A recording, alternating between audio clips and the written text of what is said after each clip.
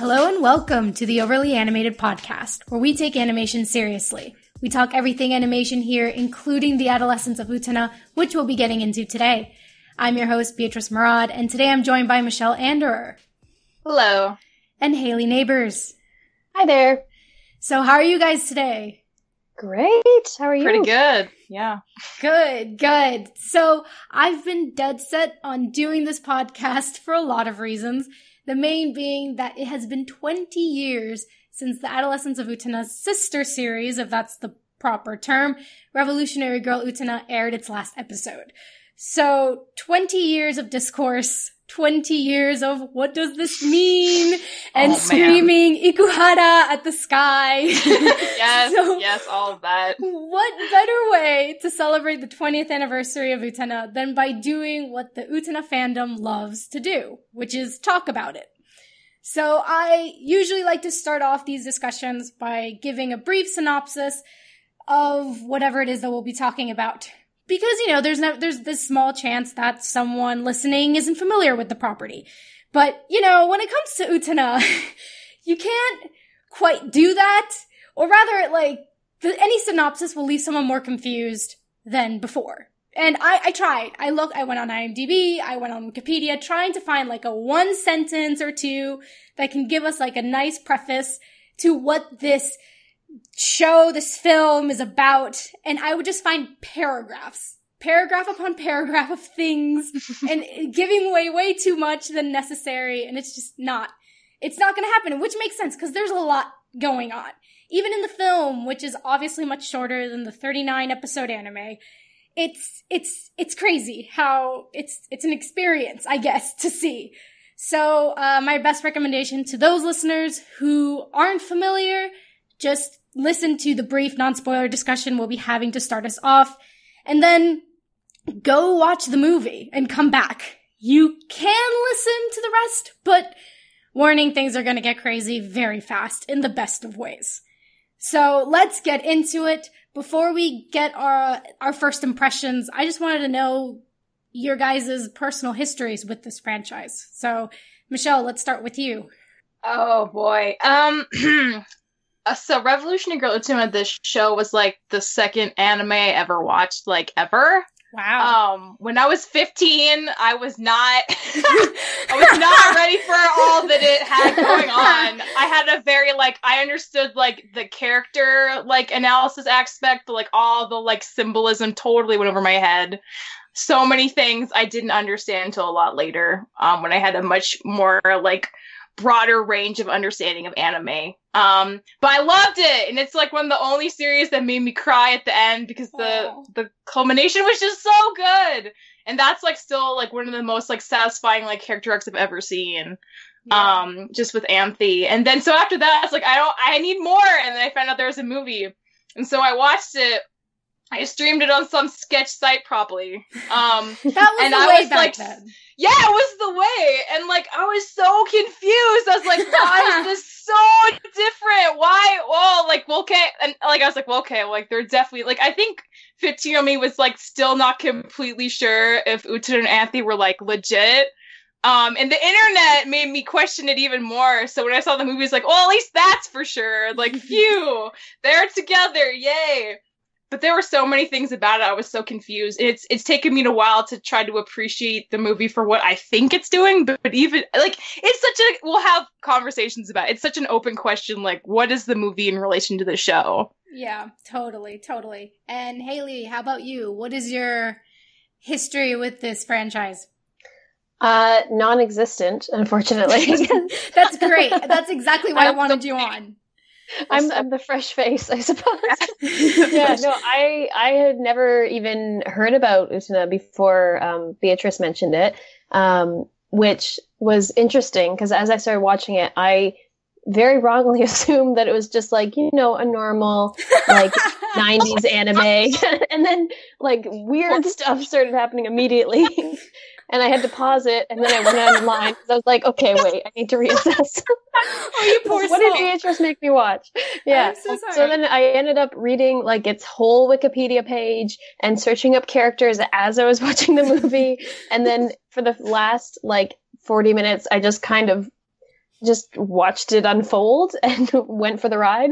But yeah, I would definitely recommend either A, watching this completely knowing nothing and accepting that it's going to be madness, or maybe having a little bit of a background before you go into it. But it was really neat, and I'm very intrigued. I want to watch it again a little while later to kind of like not just be like, what is happening, and like lean into it a bit more. But yeah, it was very interesting. I want to see, because I, in my frantic 10-minute in research of being like, oh no, I found a lot of stuff about how it's kind of like the show and kind of not, and the whole timeline's all messy. So now I want to see the show and compare and see what they, how they relate to each other. So yeah, interesting movie. Totally. And that's exactly why I wanted you here, because I've always been, I feel like people who are so into something and are just kind of in this bubble, who are just familiar with it, kind of sometimes need to take a step back and kind of go like, okay, from fresh eyes, what is this? That is definitely this movie. Yeah. And for me, very similar to Michelle, I think I actually saw the film first, which was interesting. Yeah. But it was years ago when I similarly just was not ready for this show, for this movie, for these stories, just for Ikuhara in general. I was just not ready for... Just for Ikuhara. I just wasn't ready for him. But I knew that he had directed Sailor Moon, and I knew that, like, the one that really, like, that he had, I guess, not complete control, but, like, the one that he really, I feel, was the most passionate about was my favorite season of Sailor Moon, which was Sailor Moon S, with Haruka and Michiru, and I remember Haruka's so amazing! And I was just, so hot. Oh my God. I just remember reading an interview with Ikuhara and him saying how he wanted to do, because the way Sailor Moon worked is that they would do a series, they would have a move, like they would do the series, but they'd also have like movies. And he wanted to do a movie specifically focusing on Haruka and Michiru. And he wanted it to be about like Haruka on a horse and Michiru in like this deep sleep and I don't know, something crazy. And they told him no. They said, no, you're not gonna do that. So he kind of just went like, well, you know what? F you. I'm gonna do it. And then it became Utena, which is why I was very curious to see it. And I was not ready. And then later in college, I took a gender class like one does. And I thought, I can write a paper on this. And I rewatched it and suddenly was like, oh my God, this is what it is. And then I watched the movie, I rewatched it for the podcast, and I was like, no, this is what it is. And I just love when things do that, when stories do that, when depending on the time in your life you are at, they give you a different thing and they offer you something different. And I just love when they do that, and it's great. But yeah, did you guys watch the dub or the sub? I watched the dub because that's what popped up on YouTube first, so that's what I did. Michelle? I watched the sub, but that's usually my go-to. Yeah, I mean, I usually go with sub just in general, not just with anime, but with anything. But dub I feel, Hayley, you enjoyed it, so I feel like it's safe to say that it's a solid dub. Yeah, I think it was fine. I think it was also handy because then I could focus on the visuals as well, which are very strong in this movie. I didn't have to keep looking down each time. Yeah, so maybe on a first watch, it's handy. But if you're quick at reading subtitles and are used to that too, then it probably wouldn't be much of a problem. Because there's a lot of periods where no one's talking in this movie as well too, so it might be okay, and then conflicts, but yeah. Totally. And what did you guys think about, like, the animation, of the style of this, just the artistic style and direction of this film? Michelle, go for it. I just get the impression Ikuhara, like, had a field day. He was like, yeah, okay, we're coming back for a movie, just everything, all stuff, all symbolism, all the animation, all the wacky designs, it's gonna move around, it's gonna be great. So, I mean, it was lovely. I mean, it's a gorgeous looking movie. And even though, like, they changed the character designs a bit from the show for, like, who knows what reason, like, it still looks good. And yeah, it's just like eye candy in a way, just watching it. It's so pretty, especially like the notorious dance sequence. Like, it's just so pretty. Yeah. What about you, Hayley? You were talking about the animation, how the dub was nice because you could enjoy it. Yeah. Yeah, definitely. Yeah, because that was the first clue to me that this was not a normal, basic 90s anime. When, like, buildings are upside down and weird stuff's happening. Yeah. So I thought it was good because, like you guys were saying, it seems like this movie and the series are very focused on like symbolism and metaphors and everything. And I think they very successfully conveyed that through the imagery and the changing imagery around the characters. So definitely it's kind of like a whole, it's because in many movies, the scenery and the animation is very important to the storyline, but I feel like especially in this one, it is the story and all the roses everywhere and everything. And I think it was used very effectively to get across a concept that I don't think would be quite as successful if they didn't really go with it and try and just draw everything that came to mind sometimes. And using colors really interestingly, and the characters were neat. So yeah, no, I was up for it.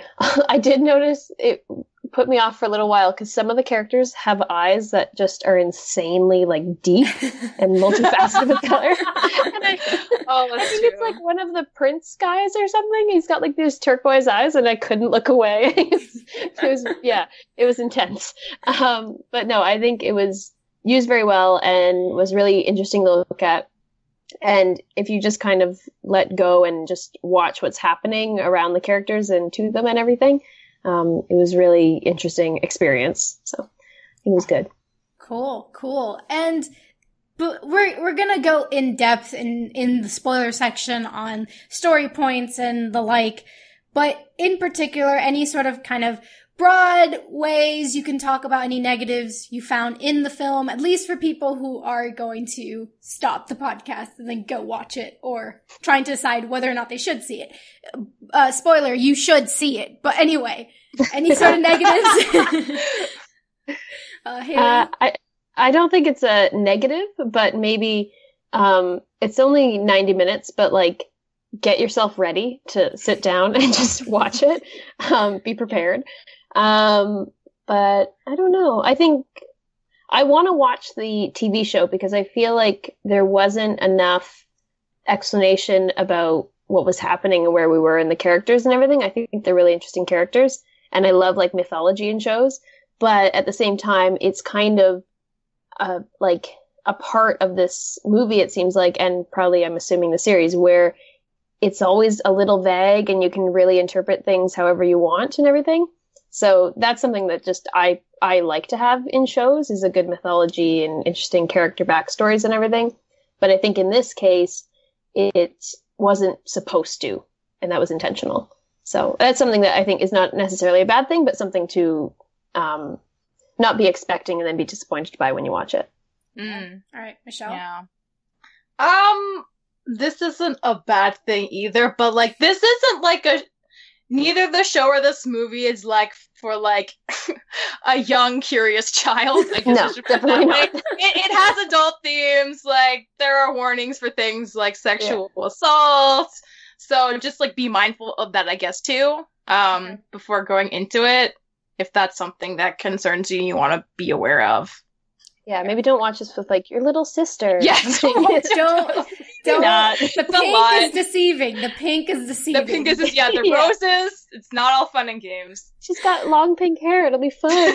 Oh no. Oh, All right. And and this is a good question for you, Hayley, in particular, but do you think this is a good introduction to the franchise? Do you think, I mean, having just seen this one thing, do you think it did its job in getting you interested in, or do you wish that you had seen the show first and then watched the movie?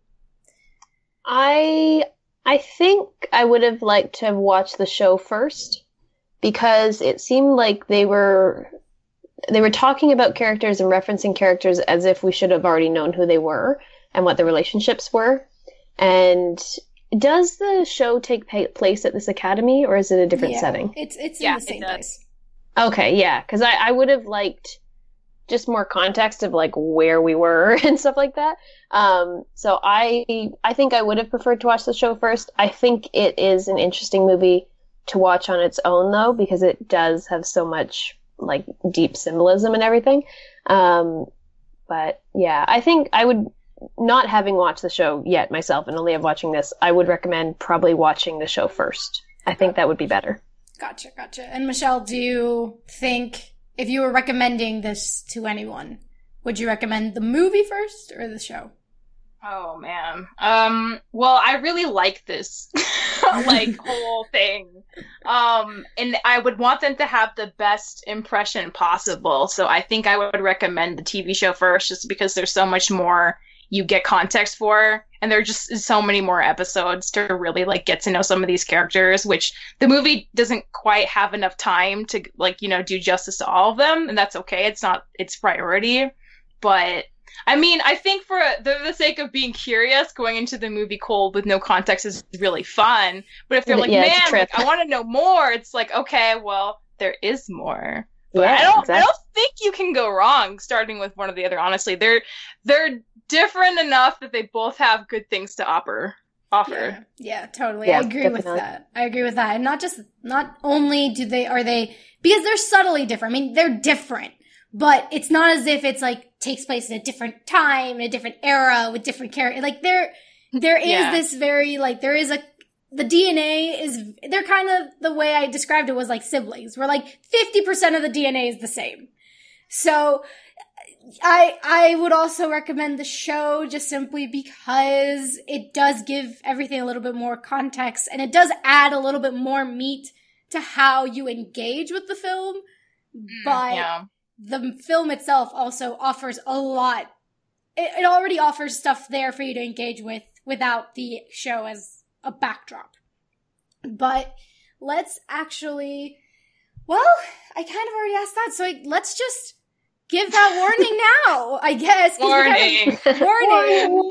Warning. Spoilers now.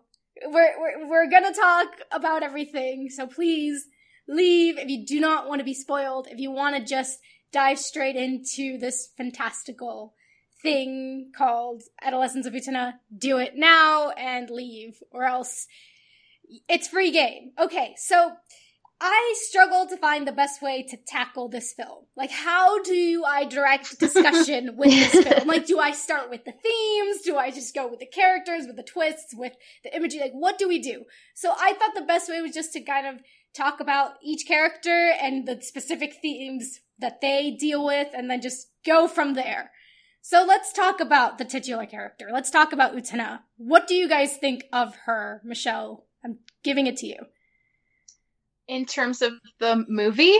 Just in the context of the film. Just what did you think of her character, of her journey, of the themes that she deals with, the relationships she deals with? Talk to me about your thoughts about Utena. Thoughts. Utena, oh man. I mean, I wouldn't say Utena's like the best character, but like I like love Utena so much. I think her journey is like pretty awesome, and like the fact that like the film is called The Adolescence of Utena, you kind of get a sense of like where she's starting at the beginning and where like she hopefully is ending up by the end of the film, and like the issue of like, you know, agency and adulthood's like one of the big themes pushing through the movie. And I mean, she's a cool character. She doesn't quite, and that's the interesting thing, because it seems like in the film, Anthony kind of like knows what's going on. Yes! Utena like really doesn't. It's like, what? But like, we're gonna get into that. That's like my last question of this podcast. So we're gonna get into it. So it's interesting seeing her being like so confused and kind of like being guided along and like being reminded of like everything that's been happening, and seeing her kind of grow into her own and accept Anthe. And it's just, it's a joy to watch. It's a joy to watch her move through this school and figuring out like Anthe as a character and getting used to like everyone else's like desires and motivations too. And especially like her relationship with Toga seems like way more of a thing in the movie, which is super interesting. And we should definitely talk about that because that is one of the things that's kind of different in the series too. But like what he represents for her is like super interesting, like this idea of like a prince, and then like how she like kind of like grows out of wanting that, and embracing like a different path. It's so cool. Utena doesn't have like, I wouldn't say she has super strong characterization, but that's like pretty true of a lot of protagonists, and I don't really mind it a lot here. But I really like Utena a lot. Also, her short haircut's like awesome. So good. I love it. Totally. How about you, Hayley? What did you think of Utena? The pink-haired lady. What did you think? The pink-haired lady. I liked her. She was cool. She seems like a very good kind of, just like a strong, like the stereotypical, like strong, empowered female character kind of thing. But then she also seems to have a lot of inner turmoil at the same time, which I thought was really interesting because she doesn't seem to vent about it much verbally, but it seemed like a lot of the cinematography and the imagery around her was like about her mental space and everything. And then she does have certain moments with Toga, who he was interesting. I'm sure we'll get into him. But I liked her. I think she was good. She was she was very cool, super cool. Yeah. And her sword fighting and everything. And she definitely makes me want to watch the TV show since it's focused on her, because I want to know more about her. She seems like a very interesting character. And I liked her design and everything too, and how she was really cool. I liked her a lot. Totally. I think, for me, and this may give me some flack, but I think that she is a lot better in the show than in the film. Sorry, just hit my mic. I feel like of all the characters, Utena is the one that suffers the most in this film. Not in terms of like things that happen to her, but in terms of characterization. Oh, okay. I feel like in terms of characterization, she's the one that's the most, that loses the most color of herself in the transition from the show to the film. And I think it's fascinating how in the film it's opposite. In the show, Utena had a lot of agency in comparison to Anthe. In comparison to Himemiya, she was the active role, where in this one they flipped it, which I love, and I love what they did, and I love what they achieved with it in terms of the relationship between those two. But I also understand that in order for that to happen, her character had to suffer a little bit, in the same way that Anthe's character had to suffer in the show a little bit, in terms of just how she was presented. But speaking so in the show, it's flipped, so Utena knows kind of what's happening and Anthe doesn't? No. Oh, no. I know what you mean. Yeah. Is she more like the main, I guess like a stronger personality in the relationship than Anthe is? Yeah, I mean, like you said how in the film is like more internal, right? She has a lot of internal struggles, where in the show she talks more, she voices herself, her thoughts more. She's much more open, like kind of an open book. I want to see that. That sounds good, because that was missing from her. Yeah, Anthe was more of like you didn't know. You didn't know, like she was more stoic, whereas in this, you focus a lot more on Himemiya. Yeah, it's very true. Like Utena, like the appeal of Utena on the show is like she like did what she wanted. Like she wore a boy uniform. She doesn't care. Like people can give her crap for it, but she's like awesome, and she's very like strong-headed, but she also has like a very like she cares about people, and she's like a good person, but sometimes she like messes up a lot. But she's like very human in that way, and the impression she kind of is in the movie, she's just like kind of doesn't know what's going on at all. Yeah, she's just kind of guided around to like do all these things and kind of like awakens to like stuff, but like it is different. That's very true. She was like as confused as I was going through this world. Which maybe that's very intentional. Yeah, it could be, but I just She's like, oh, it is. But let's talk about Himemiya then. All right, so I already kind of gave my thoughts about her, about how I appreciate how she actually seems more like a person in this film than before. Or at least, despite the anime having 39 episodes, I feel like I know so much more about Himamiya from this one film. So, what did you guys think of her character and characterization? Hayley? Okay, confirm for me. Is Anthe Himamiya? Yeah, sorry, yes. I keep going back and forth. Okay. Because in the movie even she was saying it differently each time. I was like, who are you talking about? Okay, interesting. Okay. I thought she was neat. She kind of drove me nuts just a little bit. But I think just because I don't love those type of characters that are like super girly and peppy and and like high energy and everything. But I thought she was interesting. Especially, I liked at the end when she started to kind of like be a little bit more serious and focused and everything. I think she was a good contrast to Utena, where she, like we were saying, she's more stoic in this movie than she apparently normally is. But it was interesting seeing how they played off of each other, and also how when Utena is kind of like the more stoic, traditional kind of thing, whereas Anthe is she's kind of representing all the madness that's happening around in the movie.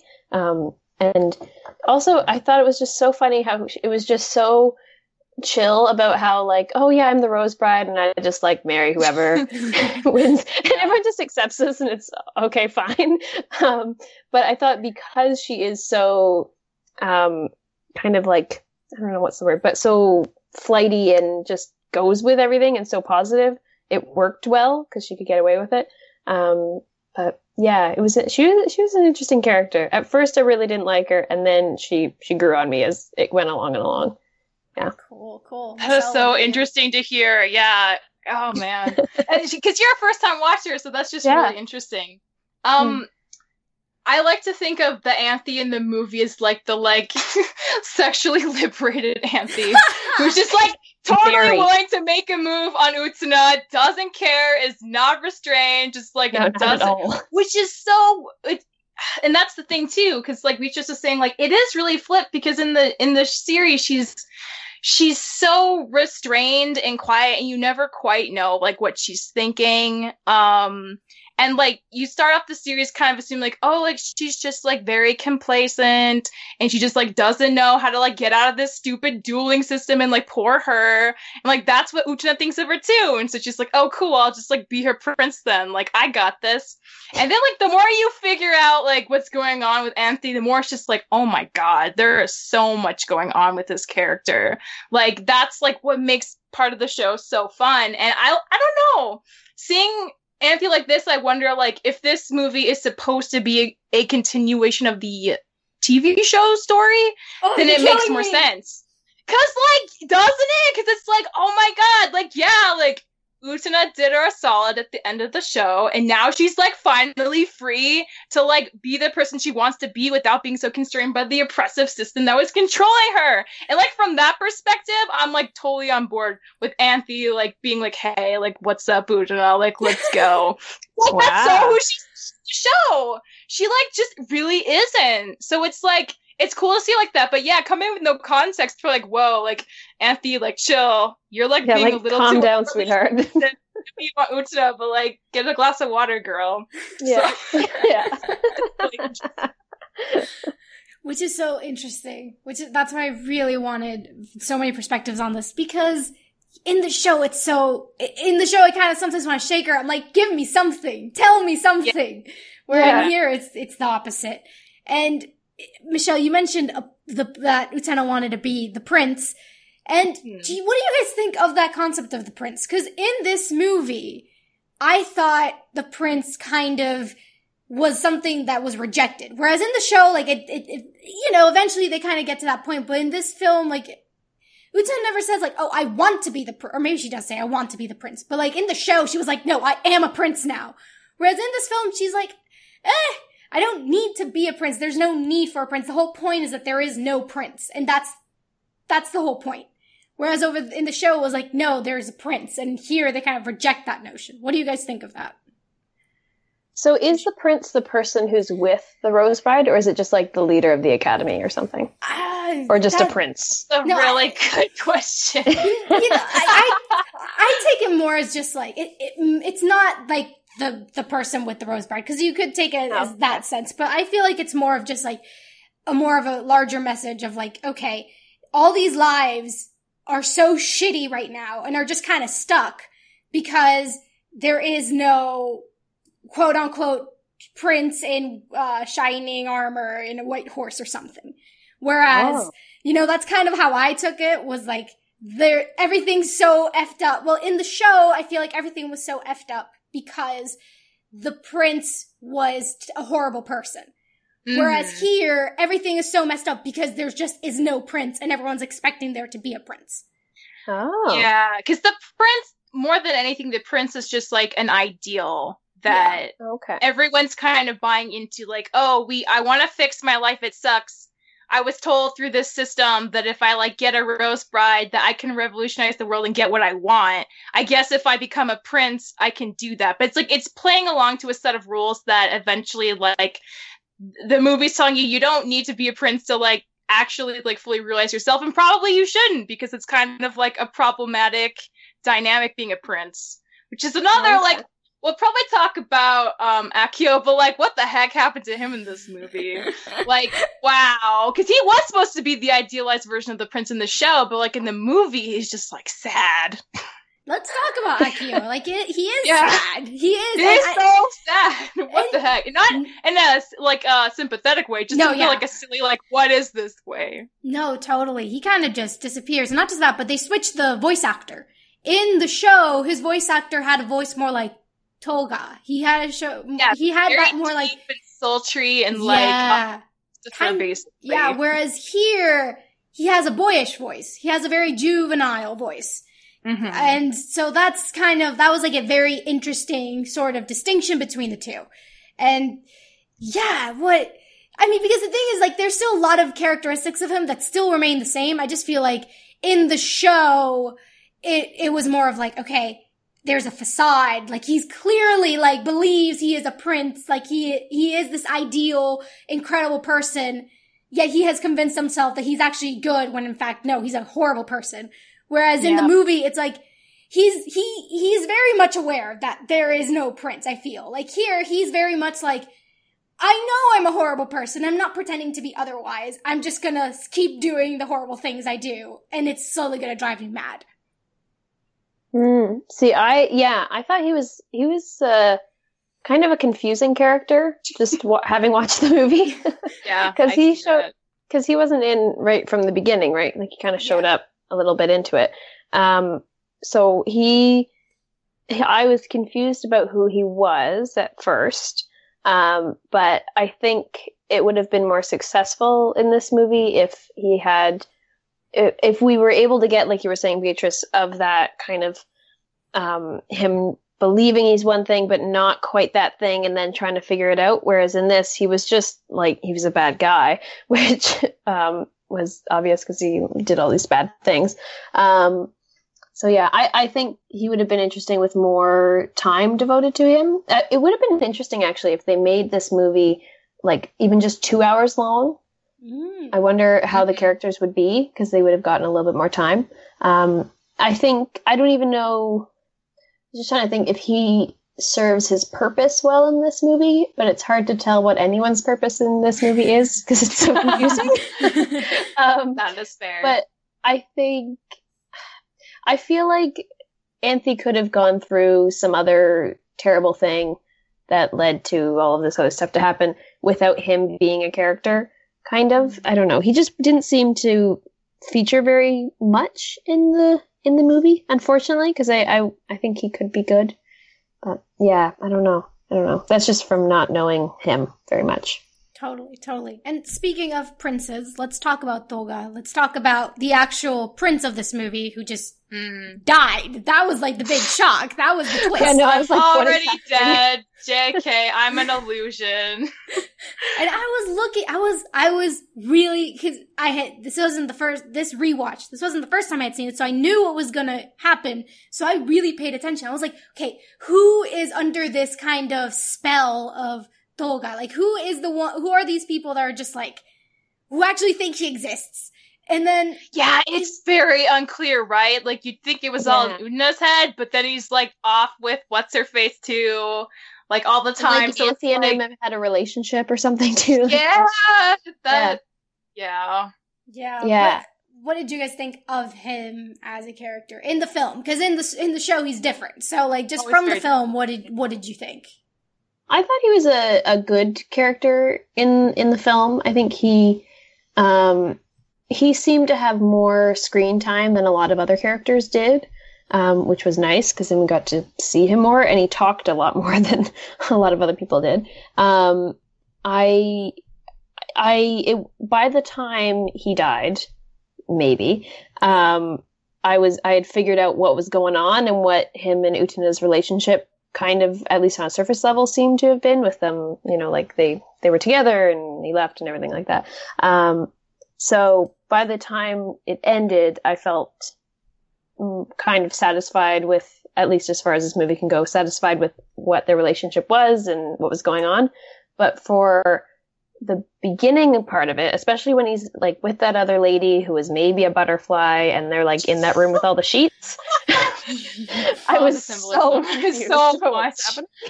I was so confused.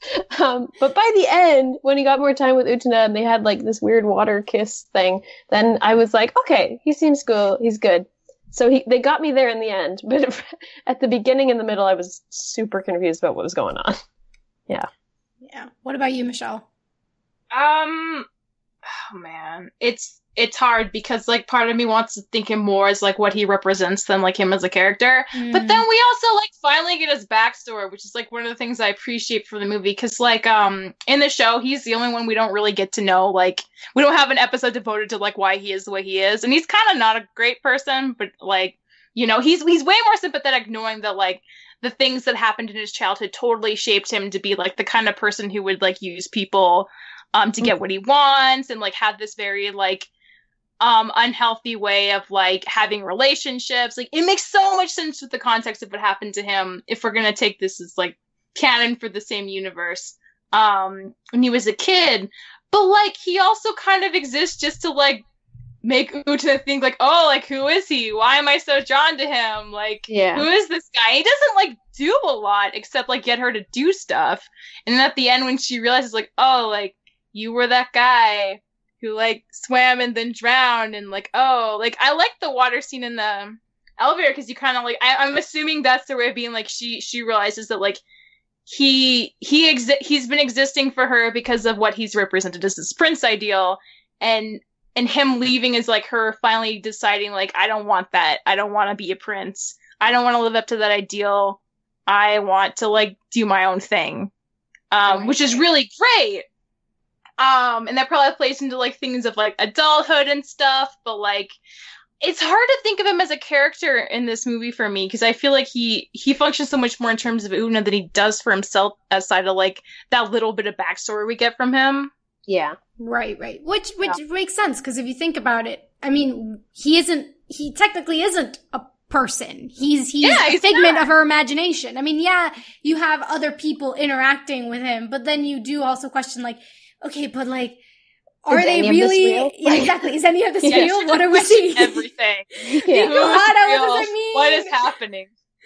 But yeah. So that is the one thing that I still haven't quite figured out, which is what he is. Not, I mean, just what is he? Is he just straight from Utena? Is he a spell that like?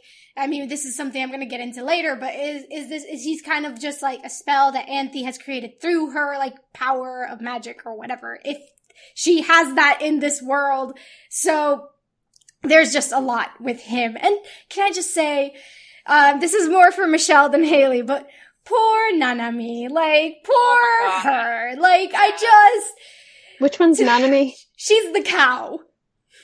Okay, what? Okay, guys. Why did they do that? For the movie. Was that butterfly chick? What was that? So what happened? That was a straight up reference to the show. Yeah. Okay. That was kind of. Yeah. Was that a character in the show that got turned into a cow? Yeah, she only for one proud, but yes. She was a character. She was Toga's younger sister. And in one episode, she turned into a cow. But the thing is that here, she's just always been a cow. And it's just really, the fact that her character just was like, set aside. And not even set aside. It wasn't like, it wasn't even like, oh, we're just not going to feature her. No, we're going to feature her in the worst way possible. We're just going to weirdest way possible. It came out of nowhere and the scene just ended. It was like, what did I just watch? What was that? That was just straight up reference and humor. It was one great, episode of like a 39 episode run, that's the scene you reference. I don't know, man. Yuzi Kurosawa's idea. He's like, oh no, we're gonna have her, but it's gonna be the cow version, the iconic cow version of her. Is it iconic?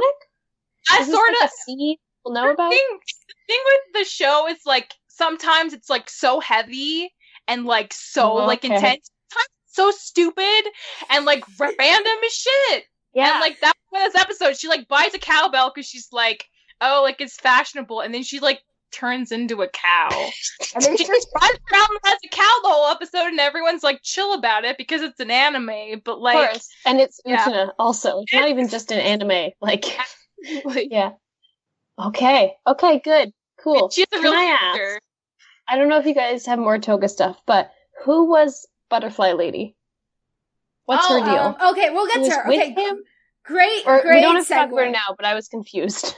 No, we can, and then she'll lead us to my favorite character of the show. Perfect. So she's Shiori. She is essentially this girl that Judy, who is the redhead, the fencing lady. The fencing lady.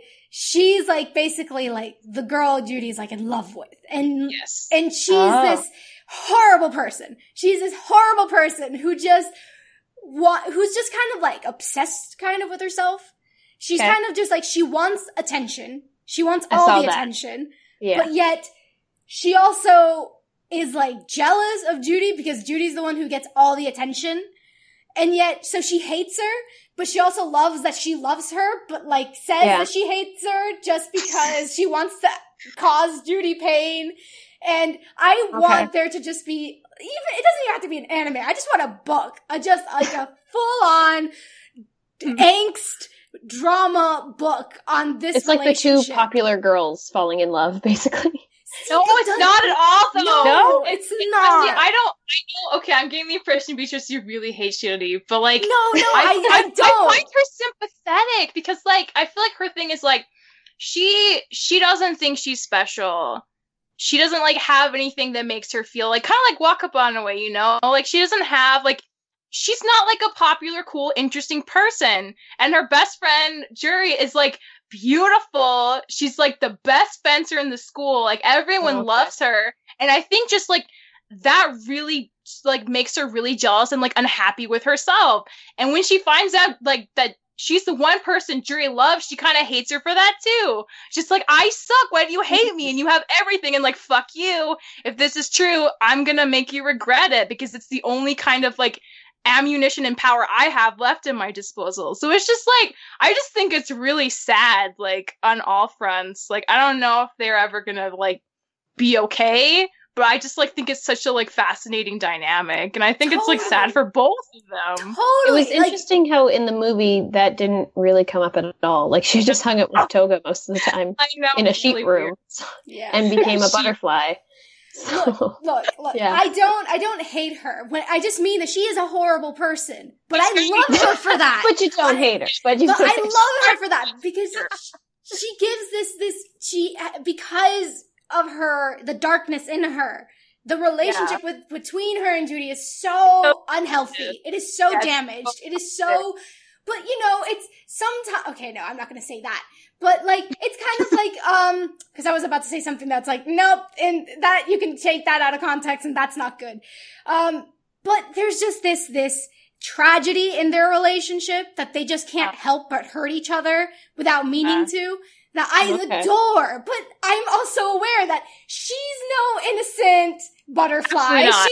She's Totally very not. much aware of the hurt she causes. She's very manipulative, and she's aware of it. And yeah, I can feel bad for her, but at the same, like, I can understand her motivations, but it doesn't take away any of her, like, the negative of what she does, the negative things she does. So I love those two. And I want an entire, like, 500-page book.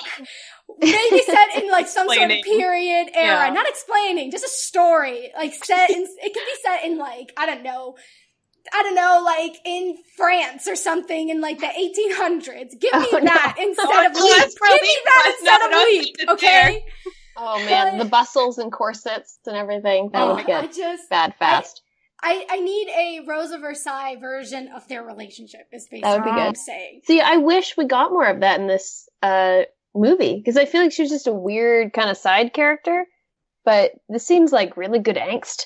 It isn't really in the movie too much, unfortunately. One thing I wonder is, like, did they age up the characters in the movie? Because, like, it's very clearly they're supposed to be around the age of, like high school, like 14-year-olds, which is a part of what makes, like, the heart of the character stuff so fun, is because they're all, like, 14-year-old kids in high school. They're all very insecure, don't have healthy ways of dealing with their insecurity, and hurt each other all the time. And it's, like, very tragic, but very understandable. Mm-hmm. But, like, I don't know if the movie, like, wanted to tackle that, or, like, did tackle that very much. It's called The Adolescence of Utena, so, yeah. So maybe with Utena herself, but maybe not with the rest of the cast? Yeah, maybe. I don't know. I definitely think that maybe they're slightly older in the terms of, like, instead of being, like, 15 and 14, they're 16 like, and 17. But I feel like they're very much still in that teenage mentality. They're still in that mentality, and which plays into, like, probably one of the 1,500 different interpretations of this movie too. Totally. That they're trying to be young and childhood and everything like that, you know? And not just that, but, like, even more so than the show, which is, like, 39 episodes. It's like, it's a long show. Because this movie is so short, because it is so quick, for me, it makes all the more sense for it to be called Adolescence instead of, like, Revolutionary Girl. It's like, it's a very short time period of very violent, sort of turbulent emotions and things, and not wanting to grow up, but at the same time wanting to grow up. So it's totally. Very fitting. It's very fitting. Let's talk about Judy. And there's obviously a reason that her name's Judy. I mean, hint, hint, like, wink. That's totally a pun, right? Wait, is it? On what? What's the pun? Change the J to a Y, and what do you get? Oh! Like, what do you get? That's great. Okay. For those who don't know, Yuri is, like, in, like, Japanese manga, like, Yuri manga is usually, like, referred to for, like, lesbian manga, so. Wink, wink, the lesbians called Yuri, haha. In case you weren't already expecting that when you went into this. Yeah. But shows up pretty quick. But I love her. I adore her. And she's my favorite character. And I already kind of talked about her through Shiori, but, like, what did you guys think of the character who's actually voiced by Sailor Moon herself?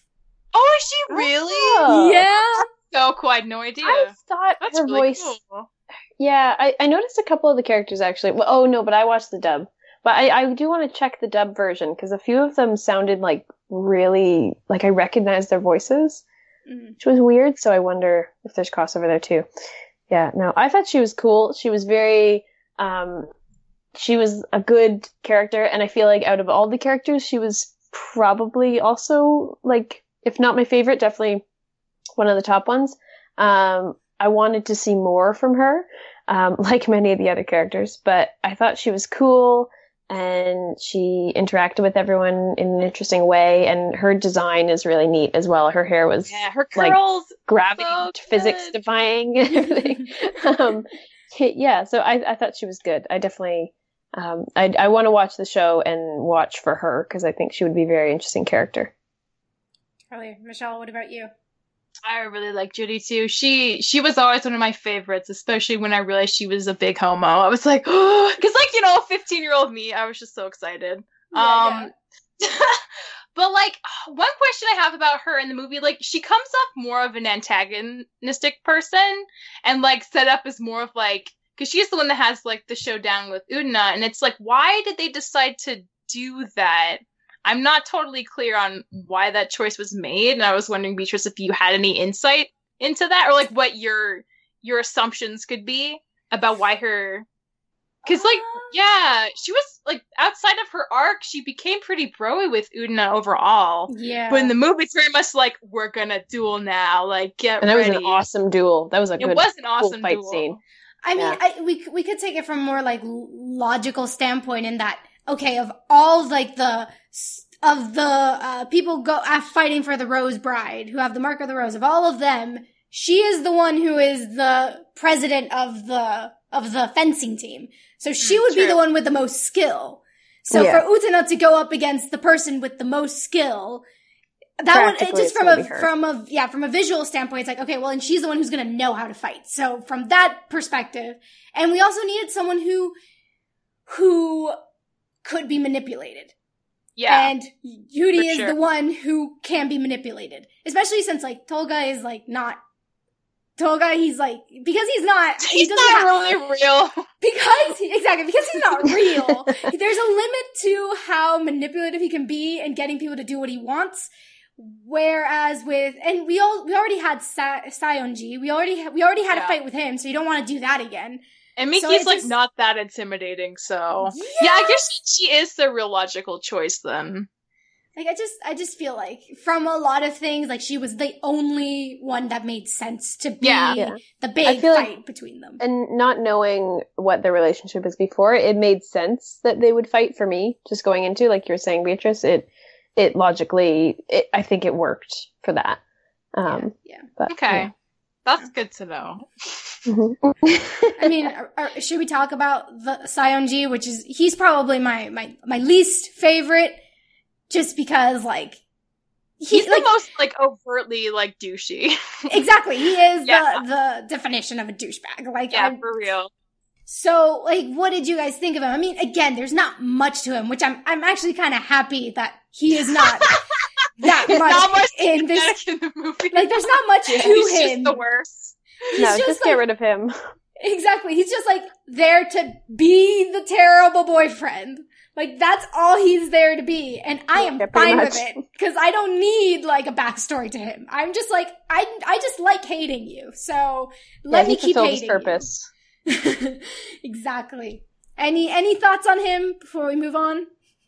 No, I thought he happened to be at the part of the movie where, like, things went really wild for me. So I was kind of reeling as I was watching his scene because I was so confused.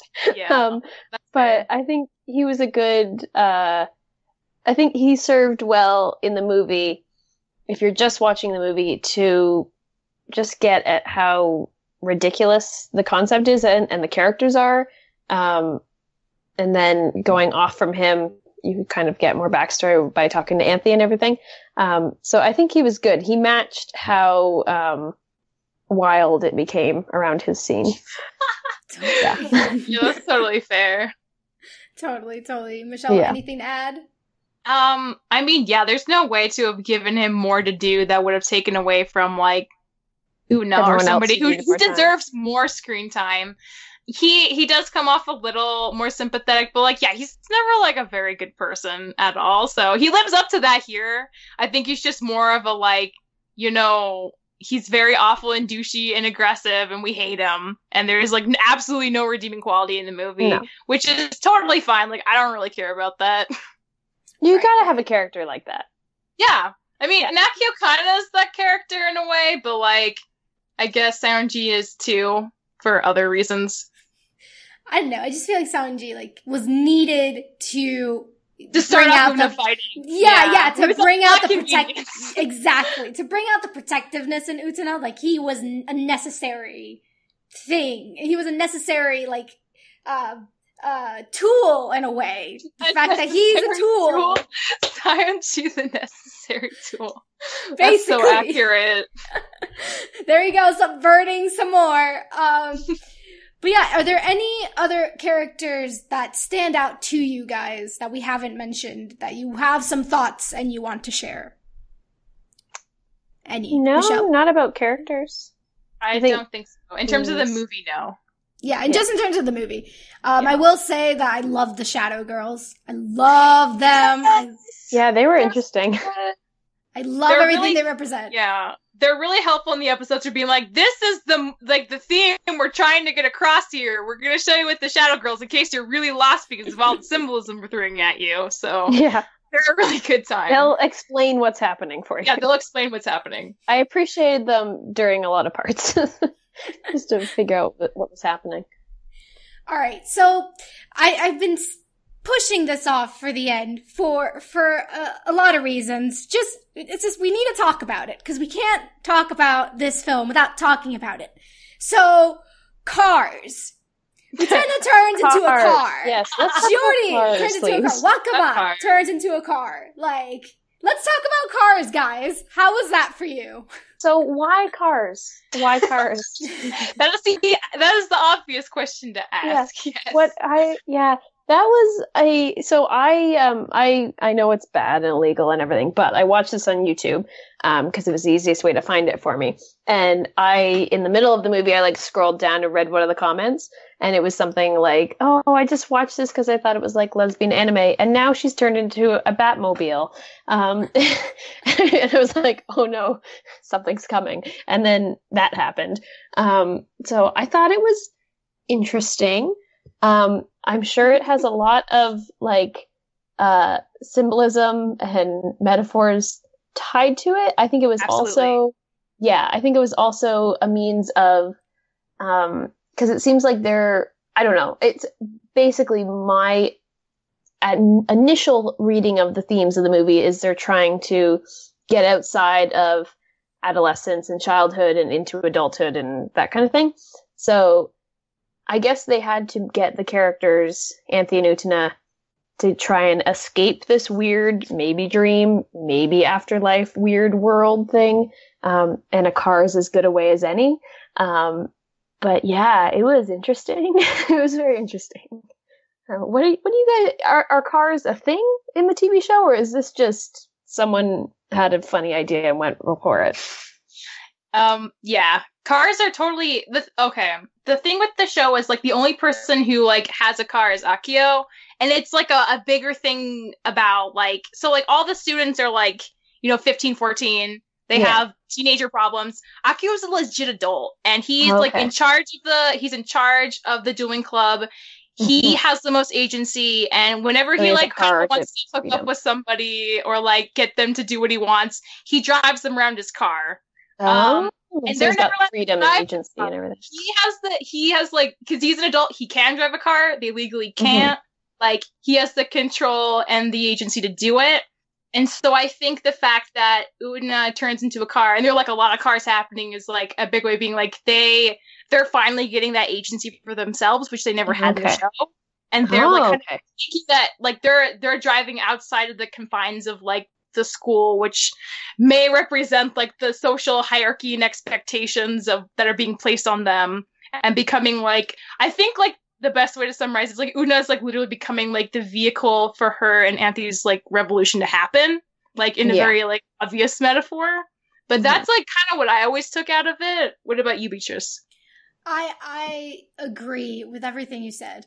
And I also, on top of that, I would like to add that, a lot of times cars and just ships, things are referred to as her, with her pronouns, it's they're always referred to for some reason with female pronouns.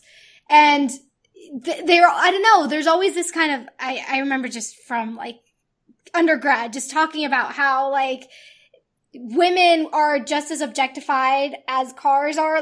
Cars are kind of, there's this link between women being objectified and a car, a woman being a thing and a car. So I feel there's this very interesting subversion of that.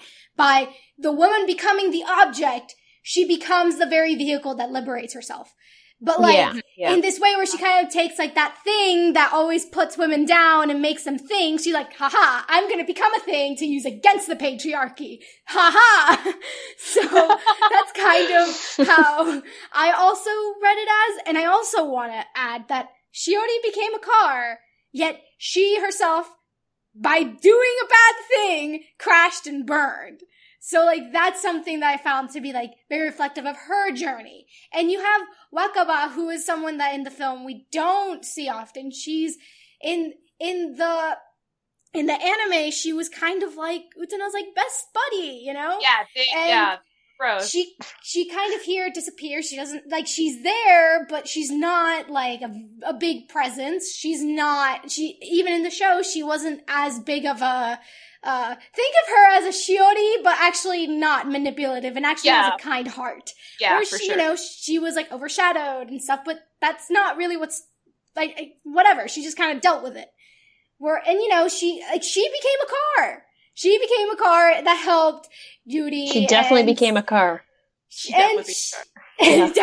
She became like a little mini Jeep, which is like really cute. But I just love how she isn't there yet. So yeah, she's just the whole thing of like each character, the way that the way their cars end up and the state of their cars end up is like very representative of their characters' journeys and where they are at that moment in time. So I just found that to be just like a really nice touch on Ikuhara's part, where I was like, well done. I enjoy what you're doing.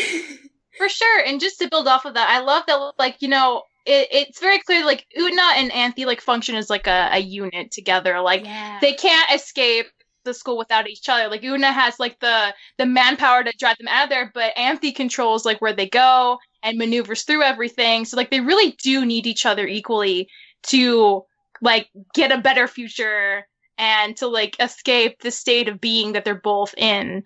And I think that's just, like, really cool, because it finally puts them on, like, equal footing with each other. Totally. And I mean, they had to balance the car at the end too, you know? Yeah. You know, the most exit also. Yeah. Totally. At the very...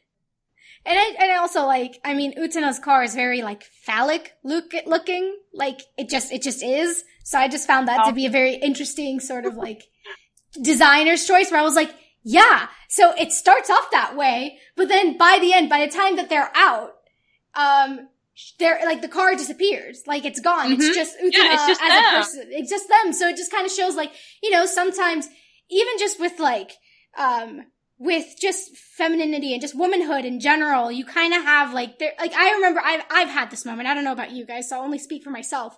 But you know, there was a point where I wished I was a guy, but I was like, oh, I need to be like a tomboy. I need to have these kind of masculine attributes to succeed, to like go forward in life. That's the only way I will achieve what I want in this society. And so like that, I feel like is so reflective on it, where like you get to that point where suddenly you're like, oh, this kind of like, not penis envy, but this kind of like, this desire to have, like, to kind of look down on my femininity kind of is like shed away. And then that's when I'm completely comfortable with my womanhood, with myself. And that I feel like is so well represented in that car sequence. Yeah, it was definitely a good way to end the movie, and because at that point you've just like given up and accepted that this movie's wacky. There's no turning back. Yeah, no, at that point you're in deep. And to have the whole thing about them going into a car wash and then turning into cars. And I think it was, it led to an interesting ending with the two of them. And I definitely, I as wacky as it was, I definitely pick up on the baseline themes of like agency and everything like that. So I thought that was good in the end. But yeah, it's neat. Totally. Yeah.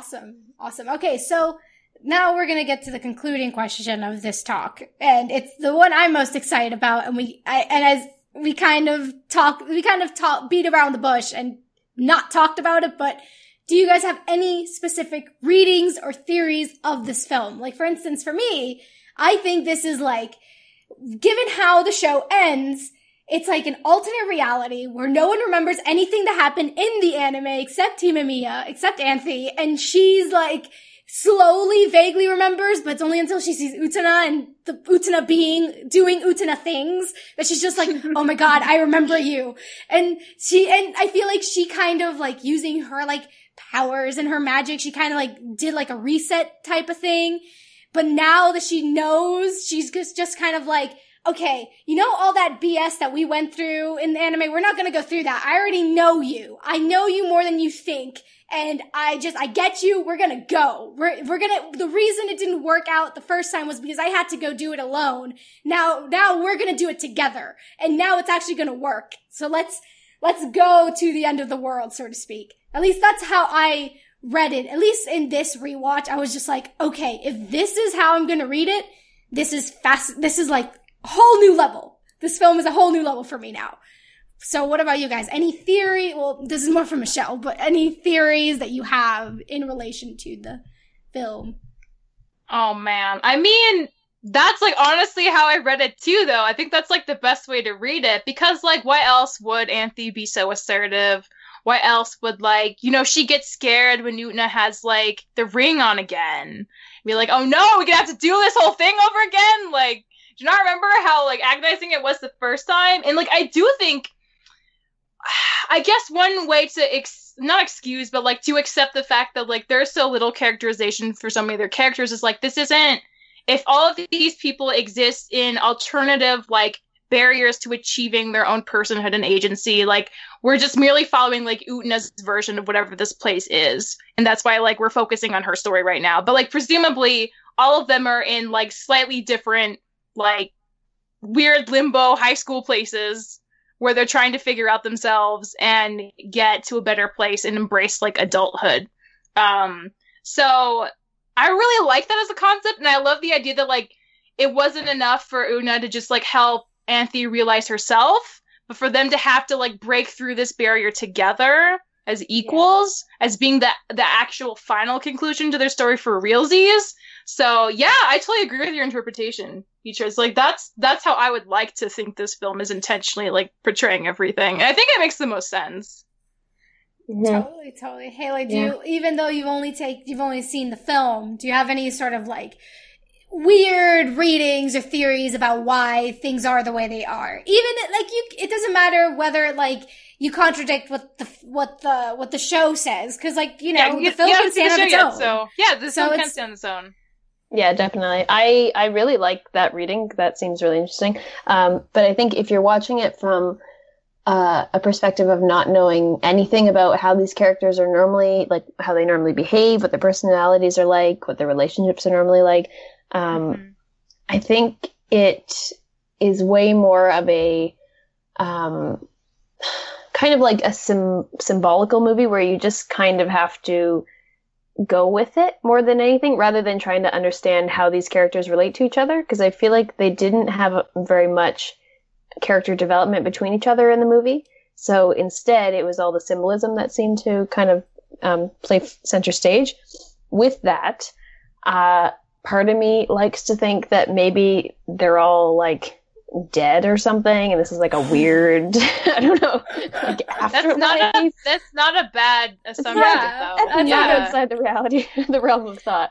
And then also, I guess, just as a symbolic message of like finding your own agency and freedom and everything. I'm sure you can get deeper than that. I'm 100% positive you can. But yeah, I think just if you want to look at it, maybe even not even thinking about the symbological. No, that's not the right word. That the symbolism of the whole movie, and just kind of watch it and experience it. I think they're all dead is kind of a good theory almost, because it would explain why everything's so wacky. And also with the whole thing with that castle, that was like, Anthe was talking about how that castle place is a better place or something like that. I forget what she said specifically. It was normally upside down a lot of the time when it was shown. That could be thought. I was just thinking, I was like, oh, is that like they're in like maybe a purgatory thing right now, and that's heaven if they want to think about like heaven and hell and everything. because that seemed to be something. But then it turned out to just be something that tried to kill them when they were trying to drive away in the Utena car. So maybe not. But yeah, I don't know. It was, I don't know. I think everyone can have different interpretations of it, even people who have the same history with the show and with the movie can have completely different interpretations of it, having all seen the same material. And I think that's kind of intentional, honestly. Like, I don't think it's meant to be easy to understand, which is interesting and unique. So yeah, that's my analysis, I suppose. I think that's a really good analysis. And like, I feel like Ikuhara himself kind of proves that, because whenever anyone asks him like a straight question about like, what did you intend, he gives the vaguest response possible. I wouldn't expect anything else. Exactly. So I think he really does want people to decide for themselves what they make of the whole thing. Yeah, and what it means to them too, because they might have different life experiences, so they might interpret things completely differently from each other. Totally. And I mean, you kind of blew my mind with that whole, with the whole like kind of heaven, purgatory, hell kind of reading. Because if you think about it, seriously, because if you think about it, that story that was told about the witch and the prince and how the witch turned the Lord of the Flies into the prince, but he was still the Lord of the Flies. I looked up, I was like, Lord of the Flies, like that's not just the book. And then I looked up, like, that's another way of saying Satan. Like, that's another way of saying, like, so I was just like, what if this is all hell? What if this is hell? And like, you know, they're kind of stuck in like a never ending weird little loop of being in school and stuck where they are, and they don't really have much freedom to do what they want. Whereas they're looking at this place and it's like, oh, we just have to get there because it's going to be way better. But it doesn't, Anthony seems to be one of the only ones who mostly talks about it. That whole kingdom thing. But yeah, I think that would be an interesting way of reading it. And not just that, but maybe like we've been thinking about this wrong. Maybe Toga is the only one who's alive. Maybe he's the only one. Maybe. Could be. Yeah. They're all imagining him and he's actually still alive and they've all died and he's actually alive right now. You never know. I love crack theories. They're so good. You know, like, that's what's so great about Ikuhara, which is, like, he just gives and gives and gives and just never gives an answer. He just gives us questions. He just gives us questions that we have to, like, figure it out for ourselves. And I think that about does it for this podcast. Find out all the info on this podcast at overlyanimated.com. Support us via Patreon at patreon.com/overlyanimated.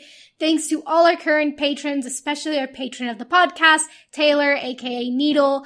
And thanks as always to our Patreon executive producers, John, Ryan, Steve, Alex, and Andy.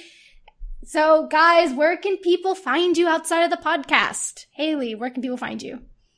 Nowhere, unfortunately. But on other podcasts. That's good. What other podcasts? You can plug anything. Oh no, other episodes of podcasts. Oh, gotcha. I am on Tumblr. I'm occasionally active. I think my name's Hazel Lace, all one word, no caps. That was a Tumblr username generator that came up with that for me. So yeah, but that's where I am. Cool. Michelle, where can people find you? They can find me on Twitter. Handle is Purview Pro. Tumblr, Purview Productions. YouTube, same. Yep. Those three places. I link there. And if you want to add a face to my lovely voice, you can find me on YouTube at the Be Real Movie channel. Warning, my face. Thanks for listening, guys. We'll see you next time. Bye. Bye-bye.